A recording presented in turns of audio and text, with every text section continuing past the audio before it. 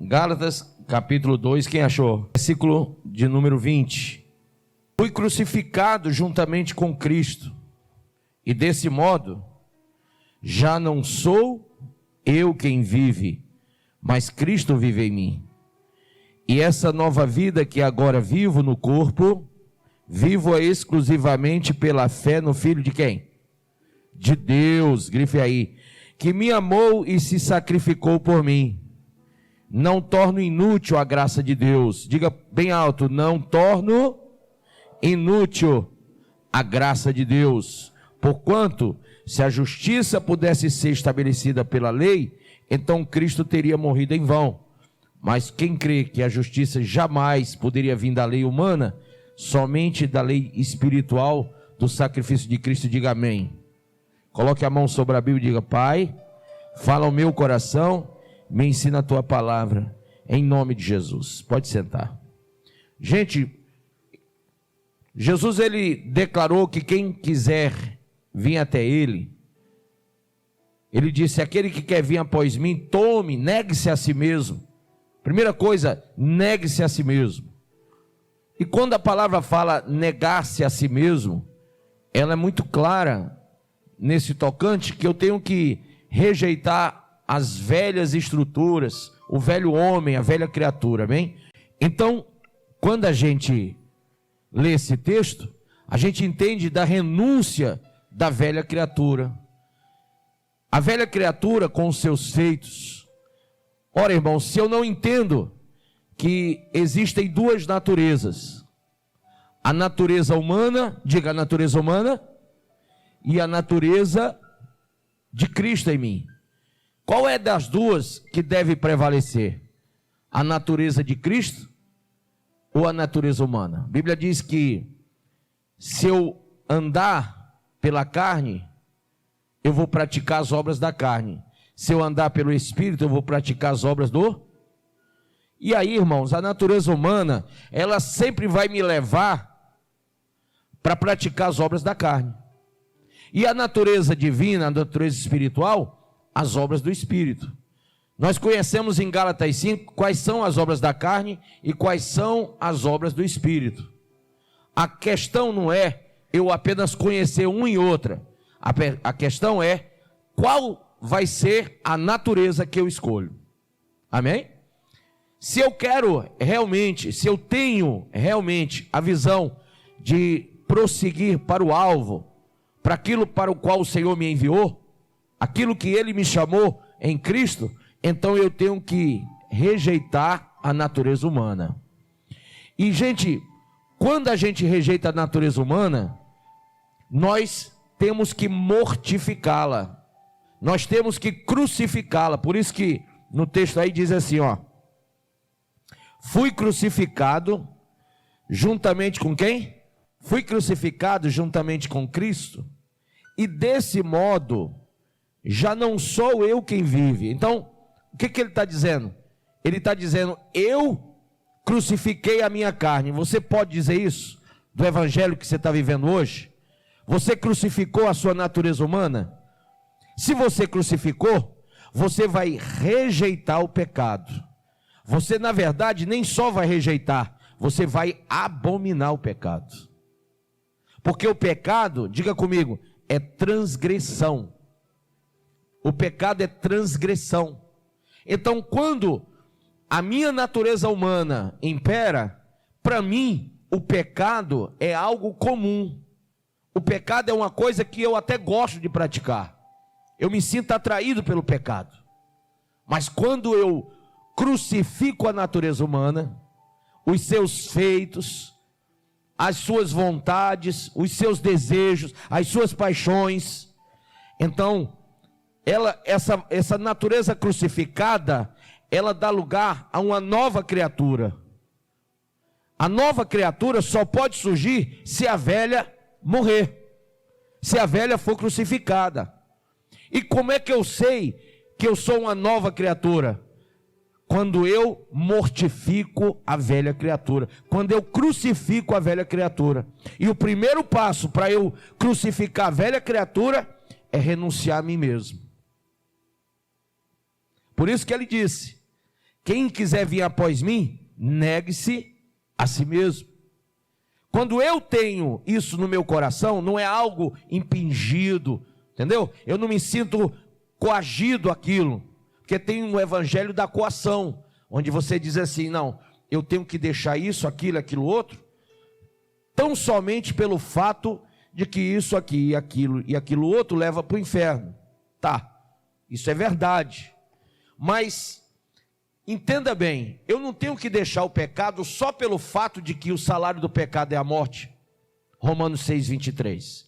Eu não tenho que deixar o pecado só pelo fato de que, se eu viver na prática do pecado, diz até o apóstolo Paulo aos Gálatas, que aquele que conhece a graça de Deus e permanece na prática do pecado, por ele já não tem mais nenhum sacrifício, e o que lhe resta é apenas uma expectativa de juízo eterno, juízo pelo fogo.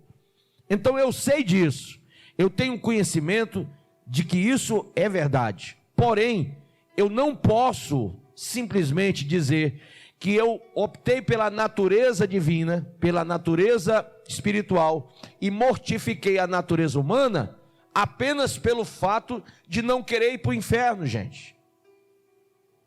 Eu tenho que entender quais são as minhas motivações que me fazem tomar essa atitude. E essa motivação ou essas motivações, elas agradam a Deus. Quando Deus percebe que o fato de você não viver na prática do pecado não é só por causa do inferno, mas porque você ama o Senhor sobre todas as coisas, porque você ama a justiça de Deus, porque você realmente está interessado, compromissado, aliançado para a eternidade com Deus. Sabe quando a Bíblia diz, mais vale um dia na tua presença do que muitos, milhares de dias, né, ou 1000 dias por aí no mundo afora? Quando eu entendo que a minha alegria está na casa do Senhor, então essas coisas, olha só, Romanos 12, verso 1 e 2, diz assim, portanto, caros irmãos, rogo-vos pelas misericórdias de Deus, que apresenteis o vosso corpo como um sacrifício vivo, santo e agradável a Deus. Olha só, este é o vosso culto que, em algumas traduções, espiritual. E por que espiritual? Porque eu vou optar pela minha natureza espiritual e eu vou crucificar a minha natureza carnal. Quando eu faço isso, eu começo a prestar um culto espiritual a Deus. E como é que esse culto espiritual a Deus? Eu começo a entender que o meu próprio corpo, deve se tornar templo e morada do Espírito, ele se torna algo diferenciado. Antes, o meu corpo podia ser usado para a transgressão, para o pecado. Mas na hora que eu tomo a consciência, mortificando o lado carnal, crucificando, e agora renascendo, ou seja, tendo uma nova vida em Cristo, eu percebo num culto espiritual, de que o meu corpo deve ser um sacrifício vivo, santo. Por que santo? A palavra santo quer dizer o quê? Separado. O meu corpo está separado para quem? Para a glória de Deus. O meu corpo se torna templo e morada de quem? Do Espírito de Deus. As obras que eu faço, a vida que eu vivo, já não vivo em mim mesmo, mas vivo para Deus, vivo para Cristo. Se tornar nova criatura está ligado a isso. E aí, ele diz, este é o vosso culto espiritual, e alguma tradução racional. E por que o racional e o espiritual? Porque a gente pensa que tudo que é espiritual não é racional, mas pode ter certeza que tudo aquilo que é da razão do homem é inspirado de forma sobrenatural. Isso quer dizer o que, bispo? Isso quer dizer que o seu intelecto humano, a sua alma, ela tem uma visão espiritual ou uma visão carnal, mas as duas visões partem do mundo espiritual. Se você mortificou uma, A outra é que vai elucidar a sua vida, que vai trazer, que vai mostrar, que vai dizer como que você vai viver, como que você vai agir o seu corpo.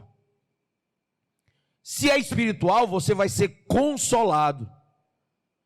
Você vai viver em alegria, em novidade de vida, sem essa coisa do peso, da obrigatoriedade, porque para você, o seu corpo em santificação, separado para Deus, é um culto espiritual. Você tem alegria de mostrar ao Senhor, de glorificar o Senhor, que você já não vive no curso do mundo, na prática do mundo, nas obras do mundo, mas você vive para aquele que te enviou à terra para pregar o evangelho. Então veja só como João Batista não estava nem aí para ser decapitado. Quando falaram que iam decapitar, é para ele, ó, tanto faz.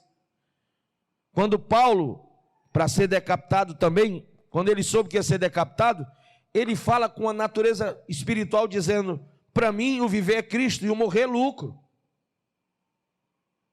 Ele não estava nem aí para ser decapitado, porque Paulo tinha conhecimento do mundo espiritual, porque Paulo já tinha optado pela vida espiritual, pela natureza espiritual, e ele tinha o seu corpo entregue a um culto inteiramente espiritual a Deus.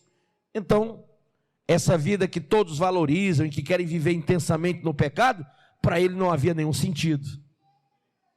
Verso de número 2 de Romanos diz: e não vos amoldeis ao sistema deste mundo, mas sede transformados. Olha só, não se amolde ao sistema mundano, o sistema anticristo, o sistema que leva você à prática do pecado, à prática da iniquidade, à prática da anomia. Sai dessa, irmão. Se você quer ser um cristão, você não vive mais no conselho do mundo, você não se assenta na roda do escarnecedor, você não vive com as amizades que destroem a tua alma. Amém? Glória a Deus. E ele diz: mas sede transformados pela renovação das vossas mentes. A nossa mente tem que ser renovada. E como é que ela é renovada? Quando nós mortificamos a natureza carnal e optamos em viver pela natureza espiritual. Quem entendeu até aqui? E aí, se você entendeu e está disposto, a Bíblia diz: para que experimenteis qual seja a boa, agradável e perfeita vontade de quem? Então veja que quando você é espiritual, a obra de Deus, a casa de Deus, a palavra de Deus, a oração, o jejum, o evangelismo e todo o resto, para você é bom, perfeito e agradável. É melhor do que você estar na festa do mundo, nas coisas do mundo. Sabe quando você curtia lá fora? Sabe quando você curtia lá fora? Você tinha alegria de ir para lá e você investia, né, em roupas, em tudo, para estar no meio das rodas, e ali você bebia, fumava, você tinha uma vida totalmente secularizada? Pois bem, para você, aquilo era tão fundamental, que você não conseguia passar sem aquilo. Quando você é nova criatura, aquilo é desprezível. Sabe, aquilo já não tem mais sentido para você, e agora, a vontade de Deus para você é boa, é agradável e é perfeita. Você diz: eu não poderia estar em outro lugar senão aqui na casa de Deus. Eu não poderia fazer outra coisa da minha vida senão a obra do meu Deus. Eu não poderia viver de outra maneira senão agradando ao meu Deus. Amém? Isso é ser nova criatura. Você acabou de ouvir essa poderosa ministração da palavra de Deus. Eu creio que sua vida foi abençoada. Eu quero que você ore comigo, profetizando sobre a sua vida a salvação que vem de Cristo Jesus. Ore conosco. Deus Pai, em nome de Jesus, nós te agradecemos por esta palavra, e que o Senhor possa abençoar a vida de cada um que nos viu, que nos ouviu nesse dia. Deus Pai, em nome de Jesus, que esta pessoa esteja agora entregando a sua vida, recebendo a salvação que vem do Senhor. Pois assim, Pai, nós profetizamos salvação, cura, libertação, em nome do Pai, do Filho e do Espírito Santo de Deus. Amém.